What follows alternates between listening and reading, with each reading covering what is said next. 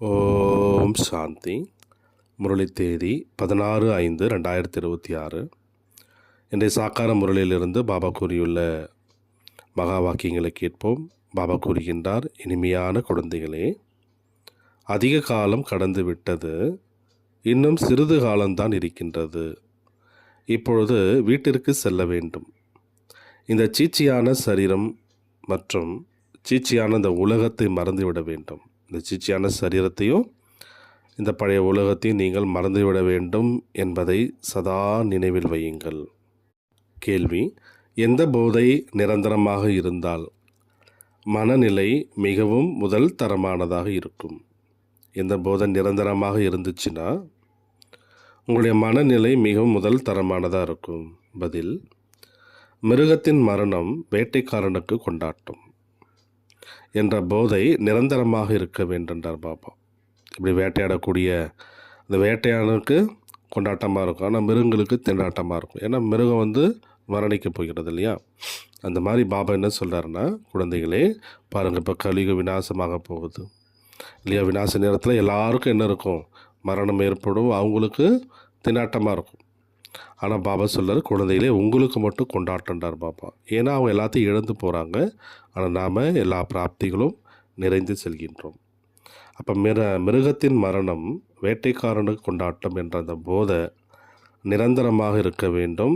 நாம் பரிஸ்தாக்களாக ஆகி நம்முடைய நாயகனுடன் வீட்டிற்கு செல்வோம். மற்ற அனைத்தும் அழிந்துவிடும். இப்போது நாம் இந்த பழைய ஆடையை விடுத்து புதியதை எடுத்துக்கொள்வோம். இந்த ஞானம் நாள் முழுவதும் புத்தியில் சுற்றி கொண்டே இருந்தால் அளவற்ற குஷி என்பது இருக்கும். மனநிலை முதல் தரமானதாக ஆகிவிடும். மனநிலை முதல் தரமானதாக ஆகுவதற்கு பாபா நமக்கு எந்த ஒரு விஷயம் புத்தியில் இருக்கணுன்றார் பாபா? மற்ற அனைத்தும் அழிந்துவிடும். அதாவது நாம் பரிஸ்தாக்களாக ஆகி நம்முடைய நாயகனோடு வீட்டுக்கு போவோம். மற்ற அனைத்தும் அழிந்துவிடும். இப்போ நாம் நம்முடைய பழைய ஆடையை விடுத்து, பழைய ஆடைன்னு இந்த பழைய சரீரம் இதை விடுத்து புதியதை எடுத்துக்கொள்வோம். இந்த ஞானம் நாள் முழுதும் புத்தியில் சுற்றிக்கிட்டே இருந்துச்சுன்னா அளவற்ற குஷி இருக்கும். மனநிலை முதல் தரமானதாக ஆகிவிடும்.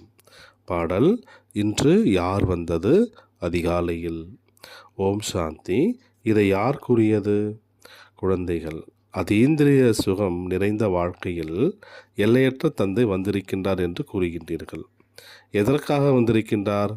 இந்த பதீத்தமான உலகத்தை உருவாக்குவதற்காக. பாவன உலகம் பெரியதாக இருக்குமா, பதீத்த உலகம் பெரியதாக இருக்குமா என்பது குழந்தைகளாகிய உங்களுடைய புத்தியில் வரணும். இங்கு கோடிக்கணக்கான மனிதர்கள் இருக்கின்றனர். இதை பதீத்த பிரஷ்டாச்சாரி உலகம் என்று கூறுகிறோம். நாம் நம்முடைய புது உலகம் எவ்வளோ சிறியதாக இருக்கும், நாம் எவ்வாறு ராஜ்யம் செய்வோம் என்பது இனிமேல் இனிய குழந்தைகளின் உள்ளத்தில் வர வேண்டும். பாரதம் சொர்க்கமாக இருந்தது, அதுபோன்று வேறு எந்த தேசமும் கிடையாது, இருக்க முடியாது என்பதை யாரும் புரிந்து கொள்வது கிடையாது. நீங்கள் இதை புரிந்து கொள்கின்றீர்கள். இந்த பாரதம் இப்பொழுது எந்த வேலைக்கும் பயனற்றது என்றார் பாபா. ஆனால் எப்படி இருந்தது, ஆனால் இன்றைக்கி ஒன்றுமே இல்லைன்றார். பாரதம் சொர்க்கமாக இருந்தது, இப்பொழுது இந்த பாரதம் எப்படி இருக்குது? எந்த வேலைக்குமே பயனற்றது என்றார் பாபா. இது யாருடைய நினைவிலும் வருவது கிடையாது. நம்முடைய பாரதம் அனைத்தை விட உயர்ந்தது, அனைத்தை விட பழமையானதும் கூட. குழந்தைகளாகி உங்களுடைய புத்தியில் வருகிறது, அதுவும் வரிசை கிரமமாக. அந்த அளவுக்கு குஷி, அந்த அளவுக்கு மரியாதை இருக்கின்றதா? எல்லையற்ற அப்பா வந்திருக்கிறாரு, கல்பத்திற்கு வருகின்றார். மாயை ராவணன் நம்முடைய ராஜ்யத்தை அபகரித்து விட்டார். ஆத்மாக்களாகிய நமக்கு மீண்டும் நம்முடைய ராஜ்ய பாக்கியத்தை பாபா கொடுக்கின்றார். யுத்தத்தின் மூலம் அபகரிக்கப்பட்டது என்பது கிடையாது. ராவண ராஜ்யத்தில் நம்முடைய வழிமுறைகள் தாழ்ந்ததாக ஆகிவிடுகிறது. சிரேஷ்ட நிலையிலிருந்து நாம் பிரஷ்டமாக தாழ்ந்தவர்களாக நாம் ஆகிவிடுகிறோம். உலகம் எவ்வளோ வளர்ந்து விட்டது என்பதை பார்க்கின்றீர்கள். நம்முடைய பாரத தேசம் எவ்வளோ சிறியதாக இருந்தது. சொர்க்கத்தில் எவ்வளோ சுகமானவர்களாக நாம் இருப்போம். தங்க வைர மாளிகை இருக்கும், அங்கே ராவணன் கிடையாது. குழந்தைகளாக உங்களுடைய புத்தியில் குஷி இருக்க வேண்டும், அதீந்திரிய சுகம் இருக்க வேண்டும். ஆத்ம அபிமானியாக ஆகுங்கள் என்று பாபா கூறுகின்றார். தேக உணர்வை நீக்குவதற்காக 108 ஒட்டு போட்ட ஆடைகளை அணிந்து கொள்ளுங்கன்றார் பாபா. அந்த அளவுக்கு கிழிஞ்சு போய் தைத்த அந்த ஆடைகளை நீங்கள் அணிந்து கொள்ளுங்கள், அப்போ தேக உணர்வு நீங்கிடுண்டார். பெரிய மனிதர்களிடத்தில், வைர வியாபாரிகளிடத்தில் தொடர்பு இருந்தது. அந்த போதை எப்படி நீங்கும்? ஆத்ம அபிமானியாக ஆக வேண்டும். நான் ஆத்மா, இந்த சரீரம் பழையது, இதை விட்டுட்டு புதிய முதல் தரமான சரீரம் எடுக்க வேண்டும். பாம்பு ஒரு ஆடையை விடுத்து மற்றொன்றை எடுக்கின்றது. குழந்தைகளாக உங்களுடைய புத்தியில் ஞானம் இருக்குது. இந்த பழைய சரீரத்தை விடுத்து நாம் மற்றொரு புதியதை எடுப்போம். பிறகு மற்றொரு சரீரம் கிடைக்கும். இந்த முழு ஞானமும் குழந்தைகளின் புத்தியில் சுற்றி கொண்டே இருக்க வேண்டும். இது சீச்சி உலகமாகும். இதை பார்த்தாலும் புத்தியினால் நீங்கள் மறந்துவிட வேண்டும். நாம் யாத்திரையில் சென்று கொண்டிருக்கின்றோம். நம்முடைய புத்தியின் தொடர்பானது வீட்டின் பக்கம் சென்று கொண்டிருக்கிறது. பயிற்சி செய்யணுன்றார் பாபா. இதெல்லாம் ப்ராக்டிஸ் பண்ணுங்கள். இந்த சரீரமும் பழையது, உலகமும் பழையது, சாட்சாத்காரம் செய்து விட்டீர்கள். இப்போ இந்த தேகம் மற்றும் தேகத்தினுடைய அனைத்து சம்பந்தங்களை விடுத்து வீட்டிற்கு செல்ல வேண்டும். உள்ளுக்குள் குஷி ஏற்படுகிறது. இப்போ நாம் திரும்பி செல்ல வேண்டும். புத்தி யோகம் அங்கு செலுத்த வேண்டும். மண் மனாபவ என்பதை மட்டுமே ஒருவர் கூறிக்கொள்ள வேண்டும். இது மிகவும் உயர்ந்த மந்திரமாகும். பலர் கீதையை படிக்கலாம், ஆனால் பொருளை புரிந்து கொள்வது கிடையாது. வேறு சாஸ்திரங்களை எவ்வாறு படிக்கின்றார்களோ அதே போன்று இதையும் படித்து விடுகின்றனர். இது யாருடைய புத்தியிலும் வராது. நாம் எதிர்காலத்திற்காக ராஜயோகத்தை கற்றுக்கொண்டிருக்கின்றோம். அதிக காலம் சென்று விட்டது, இப்போது குறுகிய காலம்தான் இருக்குது. இவ்வாறு தனக்குள் கூறிக்கொண்டு குஷியுடன் நீங்கள் இருக்க வேண்டும். இவை அனைத்தும் அழிந்துவிடும். வேட்டையாடிய மிருகம் இறந்துவிட்டால் வேட்டைக்காரனுக்கு மகிழ்ச்சி. நாம் பரிஸ்தாக்களாக ஆகி நம்முடைய நாயகனுடன் வீட்டிற்கு செல்வோம். ஆத்மாக்களின் தந்தை அமர்ந்து இந்த போதனைகளை கொடுக்கின்றார். இருப்பதோ சாதாரணமாக, ஆனால் உயர்ந்ததிலும் உயர்ந்தவர் ஆவார். எல்லையற்ற ஆஸ்தி கொடுப்பதற்காக தந்தை வந்திருக்கின்றார். ஒவ்வொரு கல்பத்திலும் வருகிறார். இது சீச்சி உலகண்டார் பாபா. இது சீச்சி உலகமாகும். இப்படியெல்லாம் உள்ளுக்குள் பேசிக்கொள்ள வேண்டுன்றார். தனக்குத்தானே உள்ளுக்குள்ளே வந்து நம்ம பேசிக்கணும். இதுதான் ஞான சிந்தனை என்று சொல்லப்படுகிறது. இந்த சாஸ்திரம் போன்றவைகளை பல பிறவிகளாக நீங்கள் படித்தீர்கள். பாரதவாசிகள் எந்த அளவிற்கு ஜபம் தவம் செய்திருக்கின்றார்களோ அந்த அளவுக்கு வேறு யாரும் செய்திருக்கவில்லை என்பதை தெரிந்து கொண்டீர்கள். யார் முதலில் வந்திருந்தார்களோ அவர்கள்தான் பக்தி செய்திருக்க வேண்டும். மேலும் அவர்களோ ஞான யோகத்திலும் தீவிரமாக செல்வார்கள். ஏன்னா அவர்கள் மீண்டும் முதல் நம்பரில் வர வேண்டும். சிலர் மிக நன்றாக முயற்சி செய்வதை பார்க்க முடிகின்றது.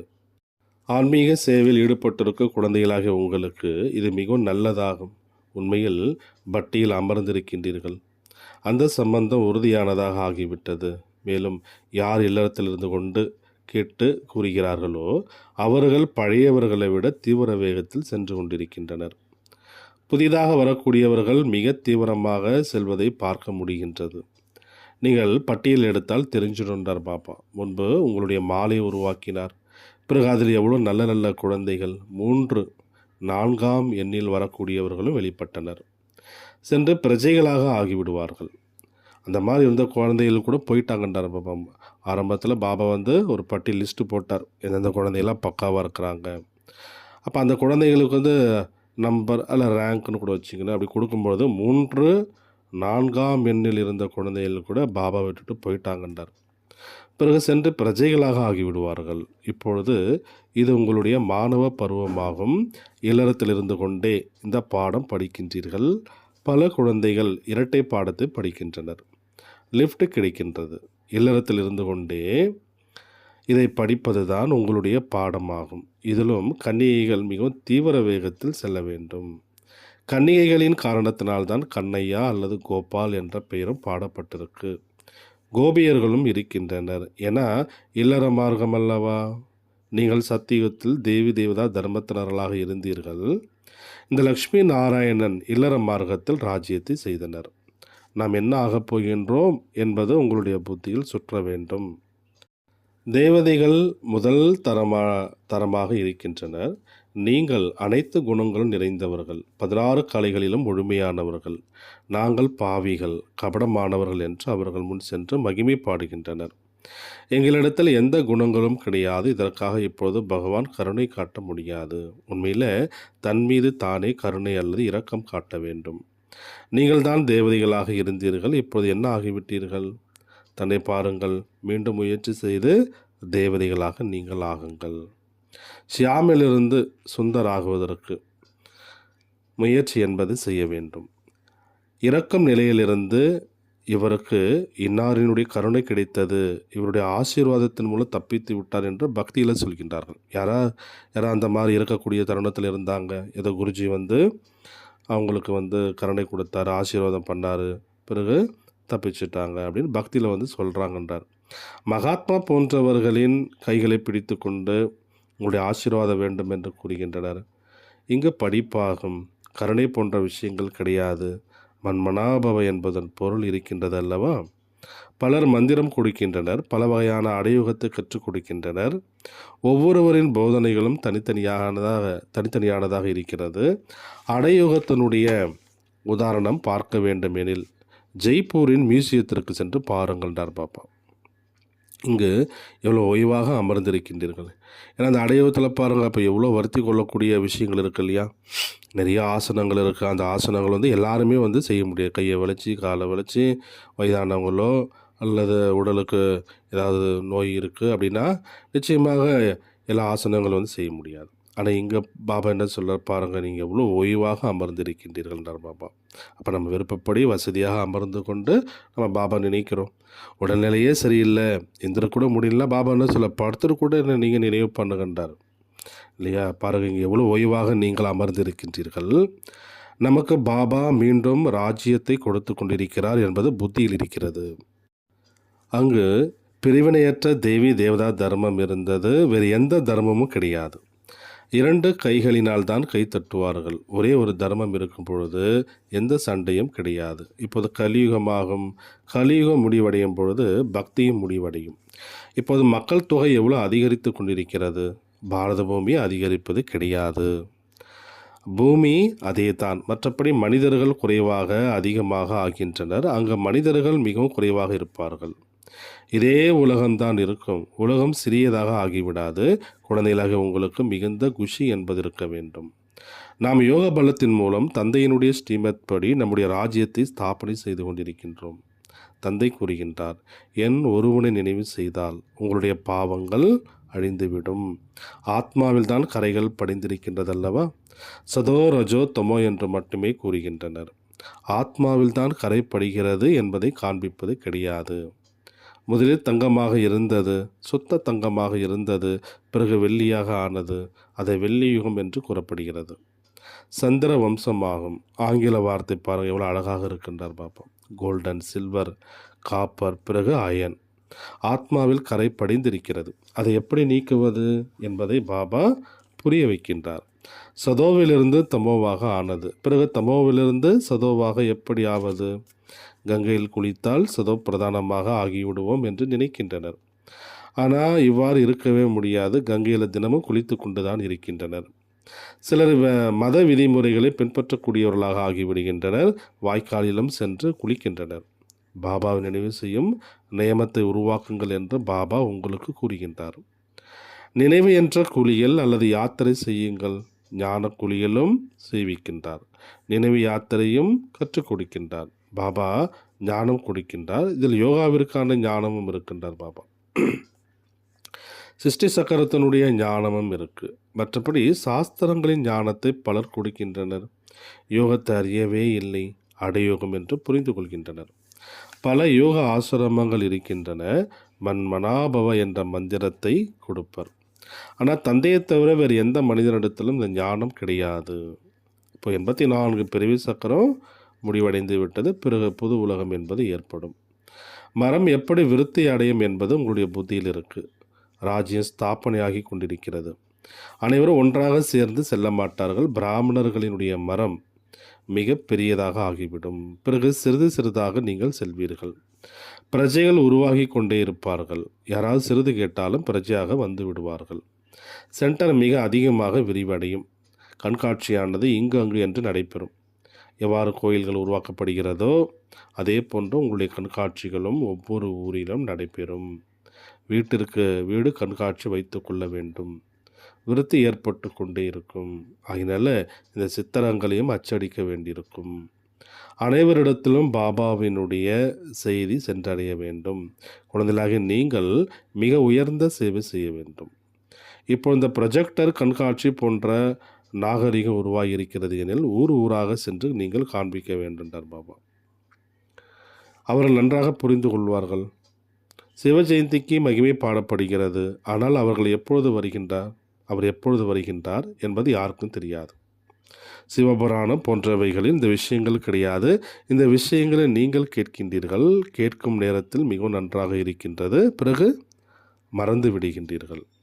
நல்ல முறையில் கருத்துக்களை தாரணை செய்தால் சேவையை நன்றாக நீங்கள் செய்ய முடியும். ஆனால் அனைத்து கருத்துக்களும் யாருக்கும் தாரணை ஆவது கிடையாது என்றார் பாபா. சொற்பொழிவு செய்துவிட்டு வந்த பின்பு இந்த கருத்தையும் புரிய வைத்திருந்தால் நன்றாக இருந்திருக்கும் என்ற எண்ணம் வருகிறதா. யாருக்கு தேக அபிமானம் இல்லையோ அவர்கள் உடனேயே கூறிவிடுவார்கள். சொற்பொழிவு செய்த பின்பு நான் இந்த அனைத்து கருத்துக்களையும் சரியாக புரிய வைத்தேனா என்று நினைச்சு பார்ப்பாங்கன்றார் பாப்பா. இந்த கருத்துக்களை மறந்து விட்டேன், கருத்துக்கள் கூடவே வந்து விடாதுன்றார் பாப்பா. இவைகள் இப்பொழுதுக்கானது. இந்த கருத்துக்கள் கூடவே வந்து விடாது, இவைகள் இப்பொழுதைக்கானது, பிறகு இது அழிந்து விடுன்றார் பாபா. இந்த கண்களின் மூலம் எதையெல்லாம் பார்க்கின்றீர்களோ அவை சத்தியுகத்தில் இருக்காது. உங்களுக்கு ஞானம் என்ற மூன்றாவது கண் இப்பொழுது கிடைக்கின்றது. இப்போ நீங்கள் திரிநேத்திரிகளாக ஆகின்றீர்கள். பாபா வந்து உங்களுக்கு ஞானத்தை கொடுக்கின்றார். அதை ஆத்மா தாரணை செய்கின்றது. ஆத்மாவிற்கு மூன்றாவது கண் கிடைக்கின்றது. நான் ஆத்மா இந்த சரீரத்தின் மூலம் செய்கிறேன் என்ற ஞானம் யாரிடத்திலும் கிடையாது. பாபா நமக்கு கற்பிக்கின்றார். இதை புத்தியில் நீங்கள் வைத்து கொள்ள வேண்டும். இதில் தான் முயற்சி என்பது இருக்குது. குழந்தைகள் முயற்சி செய்ய வேண்டும் மற்றும் குஷியுடன் இருக்க வேண்டும். நம்முடைய ராஜ்யம் இப்பொழுது வந்தே விட்டது. நம்முடைய ராஜ்யத்தில் என்னென்ன இருக்கும் என்பது நீங்கள் அறிவீர்கள். நாம் இந்த கல்வியின் மூலம் ராஜ்யத்தை அடைகின்றோம் என்ற குஷி குழந்தைகளாகி உங்களிடம் அதிகம் இருக்க வேண்டும். படிப்பவர்களுக்கு பதவியினுடைய நினைவு இருக்கும். நாம் எதிர்காலத்திற்காக படிக்கின்றோம். நன்றாக படித்தோம் எனில் ராஜ்ய அரியணையில் அமர்வீர்கள். அவர்கள் பிரபலமானவர்களாக ஆகிவிடுவார்கள். இப்போது பட்டியல் உருவாக்க வேண்டும். மாலை உருவாக்கினால் புத்துணர்வு ஏற்படுத்துவதற்காக இந்த குழந்தையை நம்மிடத்தில் அனுப்புங்கள் என்று அனைவரும் கூறுவீர்கள். சொற்பொழிவு செய்பவர்களை அழைக்கின்றனர். ஆக அவர்களுக்கு மரியாதையும் கொடுக்க வேண்டும். நாம் இவர்களை போன்று புத்திசாலிகளாக ஆக வேண்டும். நல்லது. இனிமையான தேடி கண்டெடுக்கப்பட்ட செல்லமான குழந்தைகளுக்கு தாயும் தந்தையுமாகிய பாப்தாதாவின் அன்பு நினைவுகள் மற்றும் காலை வணக்கம். ஆன்மீக குழந்தைகளுக்கு ஆன்மீக தந்தையின் அன்பு நினைவுகள் மற்றும் நமஸ்தே. ஆன்மீக தந்தைக்கு ஆன்மீக குழந்தைகளின் அன்பு நினைவுகள் மற்றும் நமஸ்தே. தாரணைக்கான முக்கிய சாரம் ஃபர்ஸ்ட் பாயிண்ட். அதீந்திரிய சுகத்தை அனுபவம் செய்வதற்காக தேக உணர்வை துண்டிப்பதற்கான முயற்சி என்பது செய்யணும். இப்போ வீட்டிற்கு திரும்பி செல்ல வேண்டும். ஆகினால புத்தி யோகம் வீட்டின் பக்கம் இருக்க வேண்டும். அதீந்திரிய சுகத்தை அனுபவம் செய்வதற்காக தேக உணர்வை துண்டிப்பதற்கான முயற்சி பண்ணணும். இப்போ வீட்டுக்கு திரும்பி போகணும். அதனால் புத்தி யோகம் வீட்டின் பக்கம் இருக்கணும். செகண்ட் பாயிண்டில் இல்லறத்தில் இருந்து கொண்டே படிக்கணும். டபுள் கோர்ஸ் கற்றுக்கொள்ள வேண்டும். ஞான கூலிகள் மற்றும் நினைவு யாத்திரை செய்ய வேண்டும் மற்றும் செய்விக்க வேண்டும். வரதானம். மென்மைத்தன்மையை அற்புதமாக மாற்றி மாயை வென்றவராக ஆகக்கூடிய சக்தி சுரூபம் ஆகுக. பாபா நமக்கு என்ன வரதானம் கொடுத்தாரு? மென்மைத்தன்மையை அற்புதமாக மாற்ற வேண்டும். மாயை வென்றவராக ஆகக்கூடிய சக்தி சுரூபம் ஆகுக. சக்தி சுரூபம் ஆகுவதற்காக மென்மைத்தன்மையை அற்புதமாக நீங்கள் மாற்றுங்கள். அதாவது நாசுக்காக இருக்கக்கூடாதுன்றார் பாபா. சாஃப்டாக இருக்கக்கூடாது. நீங்கள் சக்தி ரூபமாக நீங்கள் மாறுங்கன்றார். அந்த மாதிரி சாஃப்ட் நேச்சர் சொல்லுவோம் இல்லையா. அப்போ எந்தெந்த விஷயத்தில் நம்ம வந்து மென்மைத்தன்மையாக இருக்கணும், எந்தெந்த விஷயத்தில் வந்து நம்ம சக்தி ரூபமாக இருக்கணும் என்பதை வந்து பாபா நமக்கு புரிய வைக்கிறார். அப்போ நீங்கள் சக்தி சுரூபம் ஆகணும்னா அப்போ அந்த மென்மைத்தன்மை நிறைந்த அந்த நிலையிலிருந்து அற்புதத்தன்மை நிறைந்தவராக நீங்கள் மாறுங்கள். தன்னுடைய சமஸ்காரங்களை மாற்றம் செய்வதில் மென்மையானவராக இருங்க. அதில் நீங்கள் சாஃப்ட் நேச்சர் கொண்டவராக இருங்க. ஆனால் கர்மம் செய்வதில் ஒரு பொழுதும் அந்த மாதிரி ரொம்ப நாசுக்காக இருப்பது, ரொம்ப மென்மைத்தன்மை நிறைந்தவராக இருப்பது, அதுபோல் நீங்கள் இருக்க வேண்டாம் அப்படின்றார் பாபா. அதில் நீங்கள் சக்தி ரூபமாக நீங்கள் ஆக வேண்டும். யார் சக்தி ரூபம் என்ற கவசத்தை அடைந்திருக்கின்றார்களோ அவர்களை மாயனுடைய எந்த அம்பும் தைக்க முடியாது. அதனால் உங்களுடைய முகம் பார்வை மூலமாக மென்மைத்தன்மைக்கு பதிலாக சக்தி ரூபம் என்பது தென்பட வேண்டும் என்றார் பாபா. அப்பொழுதே மாயை வென்றவராக ஆகி மதிப்புடன் தேர்ச்சி பெற்றவர் என்ற சான்றிதழ் சர்டிஃபிகேட் நீங்கள் பெற முடியும். ஸ்லோகனில் பாபா என்ன சொல்கிறாரு? திருக்காலதரிசி என்ற ஆசனத்தில் அமர்ந்து ஒவ்வொரு கர்மமும் செய்தீர்கள் என்றால் மாய தூரத்திலிருந்து ஓடி போயிடும். திருக்காலதரிசி என்ற ஆசனத்தில் அமர்ந்து ஒவ்வொரு கர்மமும் செஞ்சிங்கன்னா மாய தூரத்திலிருந்து ஓடி போயிடும். அவ்வியக்த சமிங்கை எவ்வாறு சாக்கார பிரம்மா பாபா கலைப்படையாத மற்றும் ஏக்கரஸ் நிலையின் உதாரணமாக ஆகி காண்பித்தாரோ அதுபோல குழந்தைகளாகிய நீங்களும் கூட மற்றவர்களுக்கு முன்னால் உதாரணமாக நீங்கள் ஆக வேண்டும். இதுவே சேவையாகும். சேவை பேச்சால் மட்டும் நடைபெறுவதில்லை, ஸ்திதி மூலமாகவும் நடக்கின்றது. எனவே சமயத்தின் அனுசாரம் இப்பொழுது நீங்கள் ஸ்திதியை ஏக்கரசாக நீங்கள் ஆக்குங்கள். நல்லது. ஓம் சாந்தி.